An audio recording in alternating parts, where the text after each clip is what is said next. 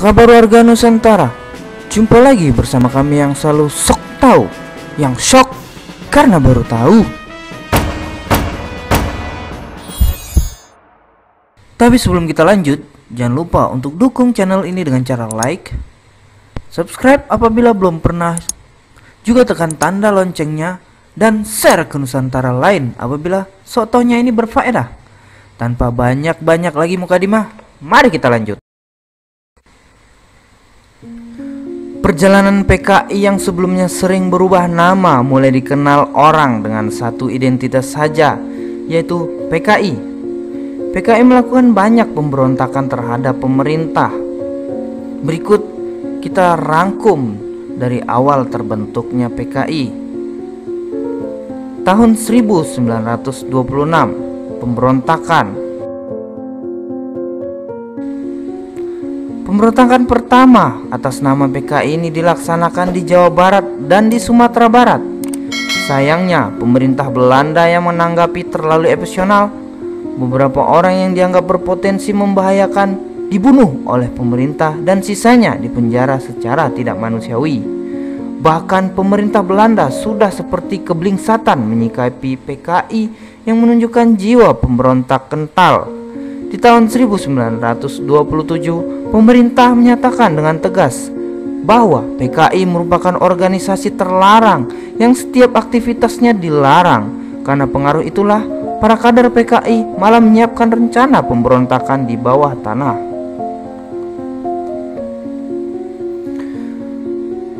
Menyusup ke organisasi lain. Karena banyak pimpinannya yang dibuang pemerintah Belanda, PKI menjadi tidak garang lagi. Bersama itu, Musso kembali ke Indonesia di tahun 1935 untuk mempersiapkan kebangkitan PKI.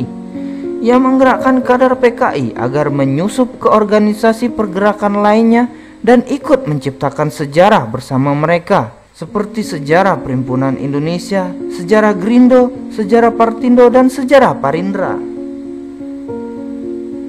Perpolitikan papan atas. Di tahun 1948, sejarah perjanjian Renville menghasilkan kesepakatan yang sangat merugikan wilayah Indonesia karena semakin dipersempit. Kecewaan ini menurunkan Amir Syarifuddin dari jabatannya di kabinet dan harus rela digantikan oleh kabinet Hatta.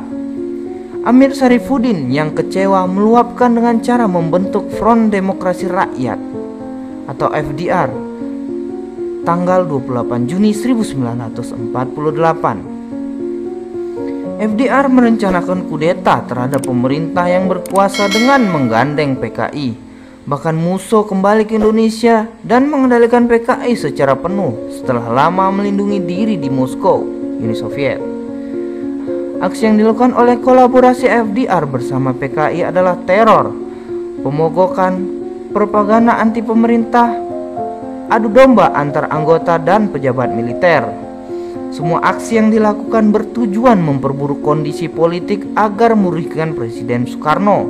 Gabungan ini menginginkan hancurnya NKRI yang susah payah memproklamasikan kemerdekaan sendiri agar terlepas dari masa penjajahan Jepang di Indonesia.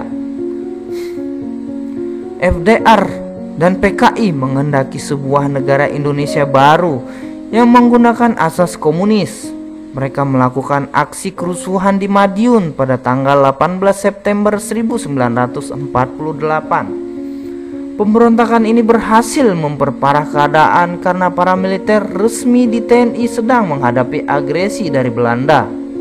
Bersamaan dengan itu, rakyat Indonesia berbalik membenci PKI akibat kenekatannya membunuh para alim ulama dan beberapa tokoh penting lainnya. Setelah berperang melawan PKI dengan keras, TNI dan Polri berhasil menghilangkan nyawa Musso sebagai tokoh utama yang mendalangi peristiwa Madiun.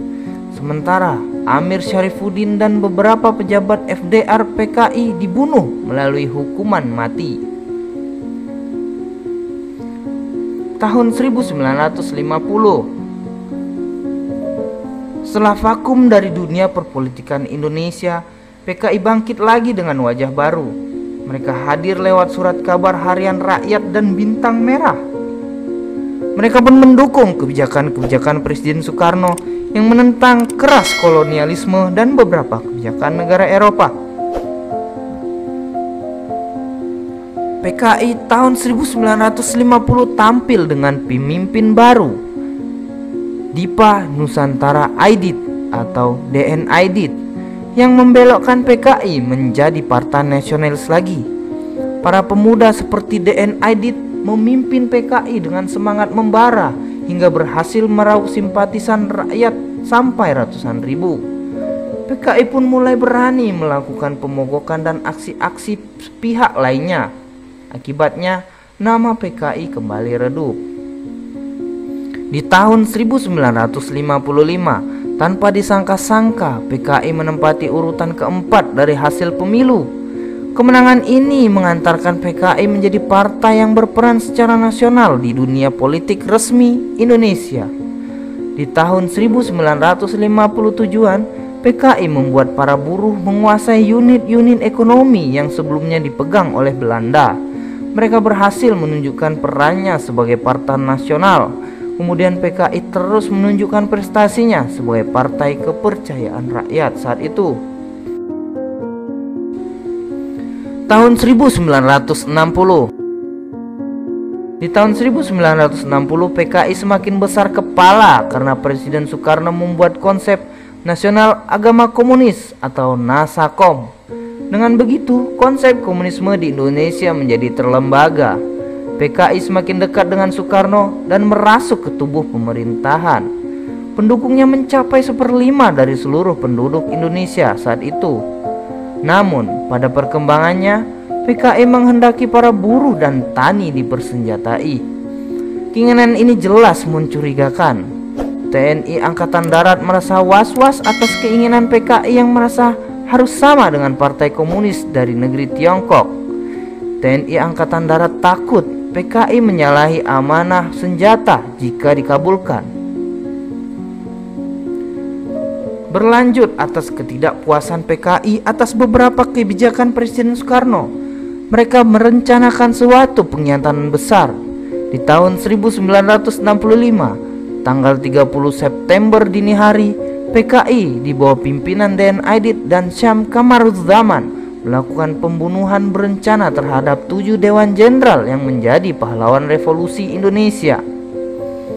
Aksi pembantaian di Lubang Buaya tersebut menewaskan setidaknya 7 orang jenderal besar Indonesia, kecuali Jenderal Ahmad Haris Nasution. Sejarah G30 SPKI membuat nama PKI buruk di mata masyarakat. TNI Angkatan Darat pun segera mengambil tindakan permusuhan terang-terangan kepada PKI. Puncaknya adalah pelarangan organisasi PKI serta pembersihan PKI sampai ke akar-akarnya di tahun 1966 oleh Presiden Soeharto dan Orde Barunya yang sensitif terhadap PKI. Dengan demikian, berakhirlah riwayat PKI di Indonesia. Karena siapapun yang tertuduh PKI akan dihukum tanpa diadili sebelumnya. Demikianlah sejarah singkat berdirinya Partai Komunis Indonesia yang kami rangkum secara singkat. Apabila ada pendapat lain dari warga Nusantara, juga hal yang salah dalam saya menyampaikan, mohon maaf.